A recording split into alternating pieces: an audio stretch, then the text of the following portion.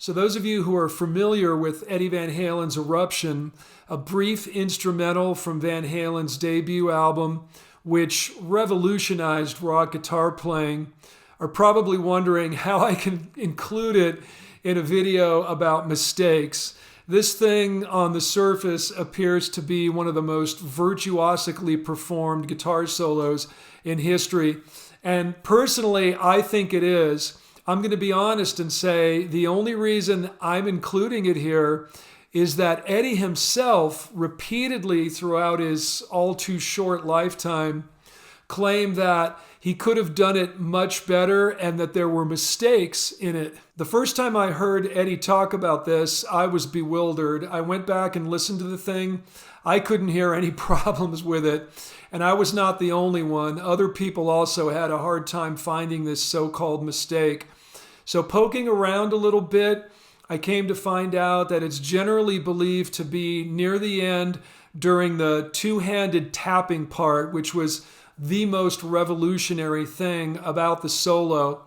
Let's take a listen to that, and you tell me if you can hear any mistakes.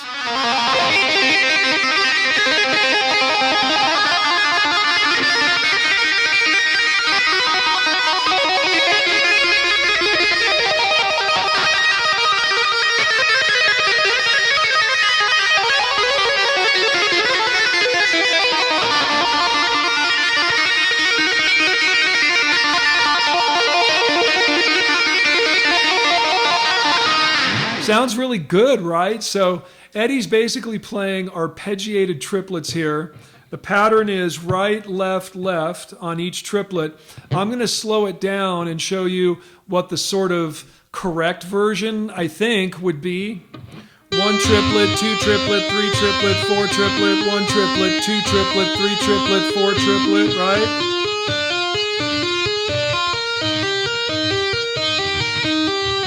So in reality, there's a couple of little discrepancies. There's a moment where the right hand seems to jump to its new destination note a little bit early. Let's see if I can recreate it somewhat.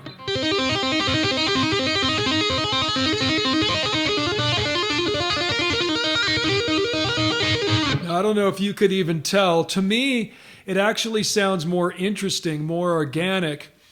But the one that seems to come up most of all is more towards the end.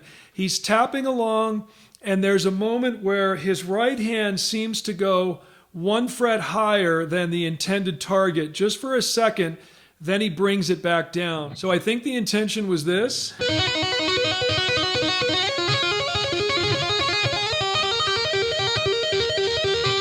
That last arpeggio is an E minor, the root note E being played by the right hand on fret 17. But again, if you listen closely, the right hand lands on 18 for a second, and then it comes back down.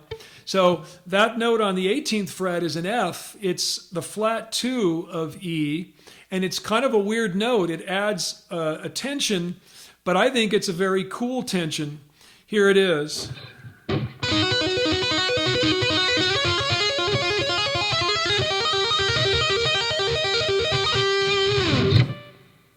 No big deal. All of which begs the question, if this stuff bothered Eddie so much, why was this version released on the album? And I think it comes down to a concept that Van Halen as a band embraced throughout their entire career. It's called Wabi-Sabi. It's a Japanese philosophy, as you could probably tell. I'm just going to read this definition that I pulled up because it's beautiful. Wabi-Sabi is a traditional Japanese philosophical and aesthetic concept that centers on the acceptance of imperfection, impermanence, and incompleteness. Now keep that in mind as you continue to watch this video, because that's really the gist of the whole thing and why this stuff is so great. All right, so this one is really just kind of funny. This is not a musical mistake in the sense of, oh, Andy Summers hit a wrong chord or Stuart Copeland lost the beat. This is just Sting being a bit absent-minded and clumsy, resulting in a happy accident that they decided to leave in. So the story goes that as Sting was preparing to record his vocal, There happened to be an upright piano just behind him. He decided to lean back for a moment and take a load off, thinking that the lid that covers the piano keys was closed, but it wasn't. So he ended up sitting directly on the keys, producing a very odd-sounding chord, and then laughing, all of which was picked up by his vocal mic. Let's hear the man himself tell the story. Okay, that's a piano chord. It's a piano chord, it is. But I played it with my arse. You accidentally sat on the piano. There was an upright piano right next to me, and I was singing, and I just wanted to rest, and the piano lid was open, so I sat and I played that chord. I think it's A demolished. That's the chord. Yeah. And it just made me laugh, so it's on the record. You just left it on the record. Yeah, it was real. It's verite. Great stuff there. So first of all, Sting says he thinks the chord is an A demolished, which cracked me up. And then there's a bit right at the end that I suspect many of you missed. It's so faint when the guy says, "So you left it on the record?" And Sting says, "Yeah, it's real, it's verite." Now that's a term we hear often applied to film, of course, cinema verite, in which the director relies on stark realism and naturalism. Well, here it is applied to music. And once again, that could be applied to all of the songs we're discussing here. We've heard of cinema verite. This is musical verite. So before we listen to the actual recording, and I'm sure you've all heard this countless times over the years since the release of the first Police album way back in 1978, I want you to keep something in mind.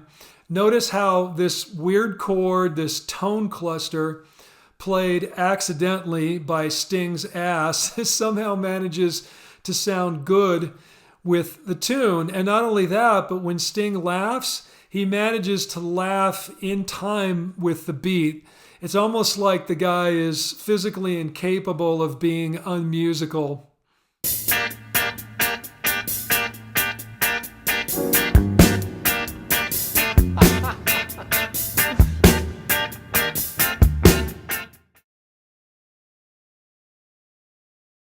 This one's a lot of fun, a great musical mistake that came about when Stones drummer Charlie Watts misheard the start of Keith Richards' classic intro guitar riff.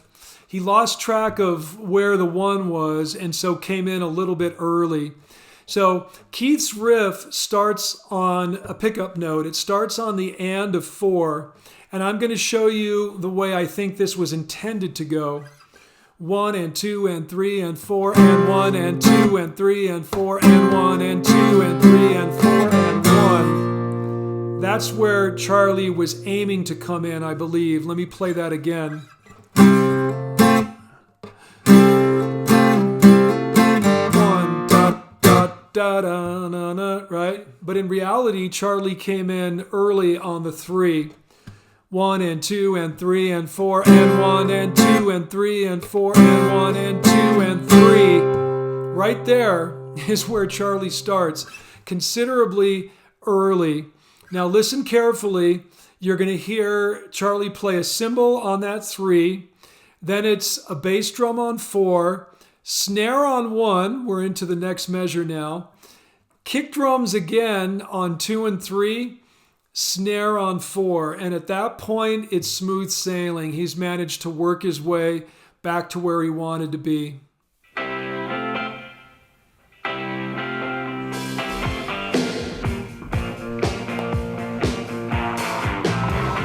All good. I suspect that intro has tripped up more than one person on the dance floor over the years. Interesting thing about this one, if you go and listen to live versions of this, they generally don't do it this way. They kind of went with the more conventional approach that I described earlier. I guess maybe the fact that it was so weird made them worry that they wouldn't be able to pull it off consistently. I don't know, but I think it's a shame because the way it came out on the recording, I think, is so much better. But at any rate, it just goes to illustrate something that's important in music. I tell my students this all the time. Learn to play through a mistake. If you just stick with it, keep going, you can generally get back on track. And sometimes you'll create something that's unlike anything you could have imagined.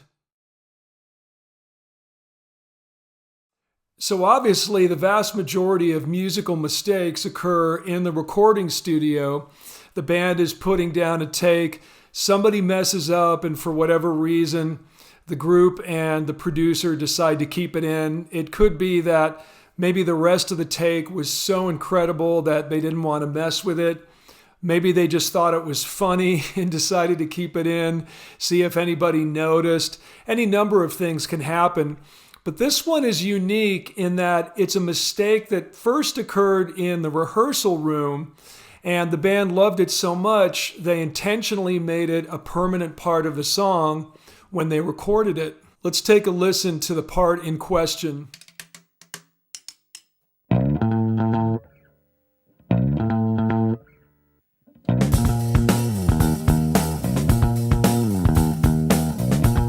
So some of you might be saying, where's the mistake? That sounds pretty good to me.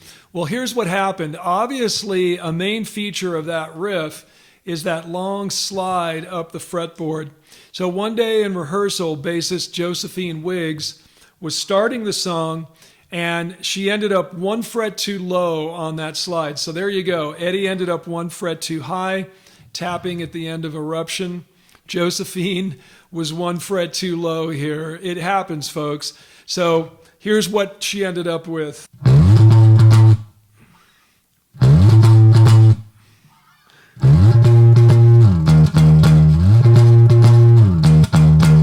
Notice how she went back and did it again, right? She tries the first time, not happening. She goes back and does it again, same result. And then finally on the third time, there you go, we're off and running. And that's so cool. That reminds me of an old saying in jazz improvisation. If you hit a wrong note, just go back and do it again, and it sounds like you meant to do it. And as goofy as that sounds, there's a lot of truth to that. I think our brains are wired to look for patterns, so the second time we hear that bad note, it really does start to sound better. It's an interesting phenomenon. But I think the coolest part about this one is the suspense and excitement that it creates starting this song. The best analogy I can come up with is if you're trying to start your car, you give it one go, rah, rah, rah, rah, it doesn't turn over. You try again, no luck. And then that third time is a charm, and it's an exhilarating feeling. So as I generally do with these videos, I'm just placing these songs chronologically based on when they were released. But I found it's amazing how often this cool synchronicity happens. This is a great example of that. Here's another song where a guy, in this case, Green Day vocalist and guitarist Billy Joe Armstrong, makes an attempt at something, fails, tries again, fails, and then gets it on the third try. Although in this case, we have the added bonus of a quiet F-bomb that gets dropped right after the second attempt. Let's check it out.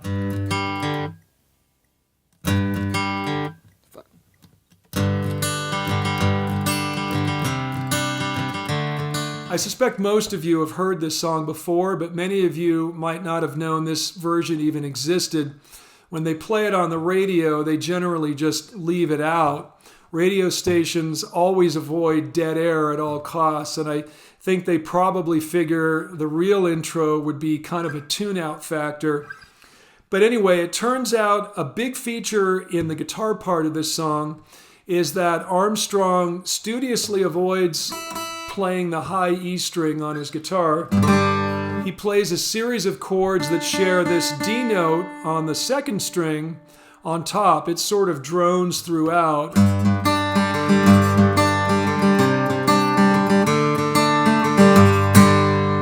Now, any of you guitar players out there know, sometimes avoiding that high E string can be difficult. So I think what happened here is, in trying to avoid the first string, Armstrong overcompensated and ended up hitting the third string, thereby missing the target second string in between. I'm not 100% sure, but it certainly could have gone down that way. So we ended up with, oops.